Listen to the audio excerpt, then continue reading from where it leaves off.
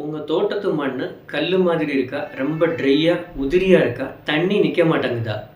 எப்பவும் ட்ரையாக இருக்குன்னா மண் சரியில்லை, அது ஹெல்த்தியாக இல்லைன்னு அர்த்தம். இதை சரி பண்ணிடலாம்.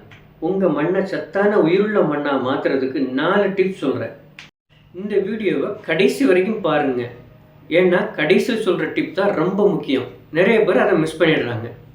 பாயிண்ட் 1, காற்று போக விடுங்கள்.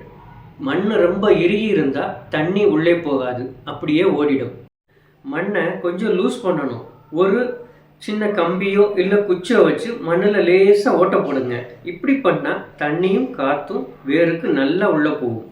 பாயிண்ட் 2, தண்ணி நீங்கள் எப்படி ஊற்றுறங்கிறது ரொம்ப முக்கியம்.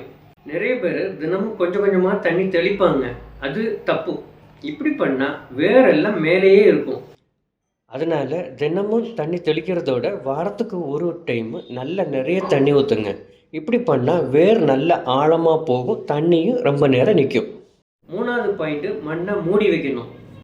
காஞ்ச இலை, வைக்கோல் இதெல்லாம் வச்சு மண்ணை மூடுங்க. இப்படி பண்ணும்போது இது ஈரத்தை வெளியே போகாமல் பார்த்துக்கும், மண்ணும் குளிர்ச்சியாக இருக்கும்.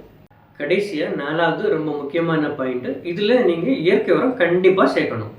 இதை வீட்டிலையே செய்யலாம். உங்கள் சமையல் ரூமில் இருக்கிற காய்கறி வேஸ்ட்டு, முட்டைத்தோடு, காஃபி டீ போடுற வேஸ்ட்டு வச்சு ஈஸியாக செய்யலாம். இது செலவே இல்லாமல் கிடைக்கிற சத்து. இந்த இயற்கை உரம் எப்படி பண்ணணுங்கிற முழு விவரத்தையும் அடுத்தடுத்த வீடியோவில் நாங்கள் போடுறோம். இந்த வீடியோ உங்களுக்கு பிடிச்சிருந்ததுன்னா மறக்காமல் லைக் பண்ணுங்கள்.